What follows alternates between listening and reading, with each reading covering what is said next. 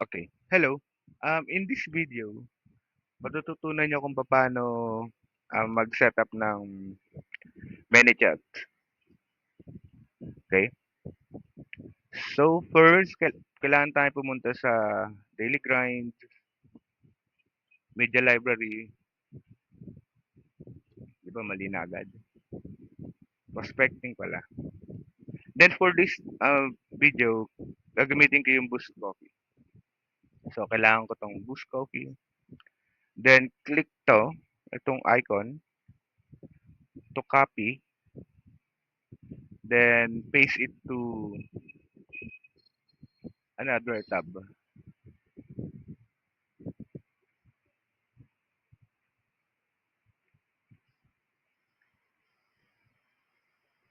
Then, now, install na natin. Click install.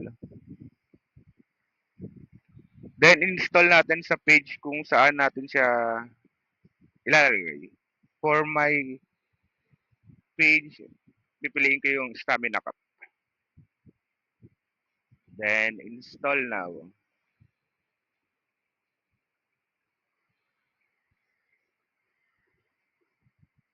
Then, continue. Then, walang settings sa lumabas. Okay lang yan. So, skip settings na natin. Then, okay lang yan. Punta na tayo sa ManyChat. So, tignan natin yung... So, pag wala pa lumabas, ipalitan lang natin para ma-refresh.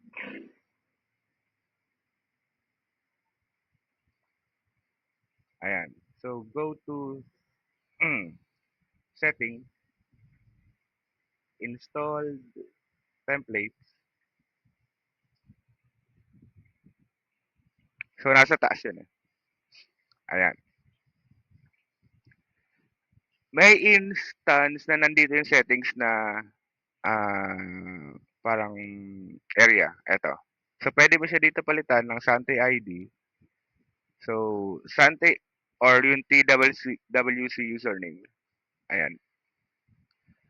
So, makikita mo yung TWC username dito sa profile. Then, settings. Then, eto. Copy mo yan. Tapos, ilagay mo dito. Paste. So, na-update siya. Auto-update eh. So, meron pang isang way. Punta kayo sa settings. Sa fields. Tapos, bot field. Then, click mo yung boost coffee. Ayan, naset na yung username. So, iset ko naman yung virtual ID. So, same thing. Nasa profile yan. Then, set mo dito. I-paste mo lang. Ayan. So, updated na siya. So, para i-check natin kung gumana nga, balikan natin sa install template.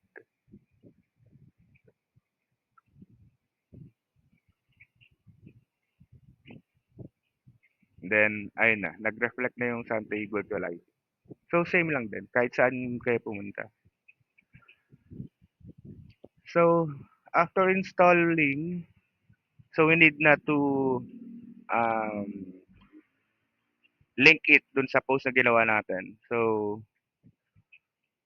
punta ka dito sa view template. Then, may makita ka dyan, eto, trigger. Or kahit sa labas yan pwede. So, ayan, ang dami niyang option. Hindi, ano ba yan? 1, 2, 3, 4, 5, 6, 6. So, kung 6 na post gusto nyo, ayan, pwede. So, click mo lang to. Then, click itong user comments on your post. Then, select publication. Para ito. Then, save. Ayan. So, then, balik ka ulit doon. Facebook comments ulit. So makita nyo, naka-on na to. Diba? So, itong isa, natin. So, same ulit. Select publication. Tapos, ito naman isa. Save. So, okay na siya. Then, balik ulit tayo dito. Facebook comment.